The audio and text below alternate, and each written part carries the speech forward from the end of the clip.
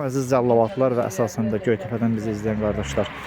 Kimə ki belə fermalar lazımdır, Cəllabadın Göytəpəsinə yükümüz olacaq. İnşallah bir də Lənkərana. Əgər ki fikriniz ciddidirsə, qardaşlar var, danışmışıq, müəyyən bir vaxt gözləyirlər. Yığaq, hazırlayaq.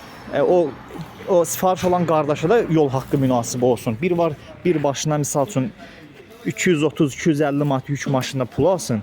Bir də var ki, misal üçün 4 nəfərə adama 70 manat, 60 manat, misal üçün deyirəm əlbəttə, 5 nəfər olsa 50 manat adama yük yol haqqı düşsün. Zaten sifarişlərimiz, mallarımız endirimdədir.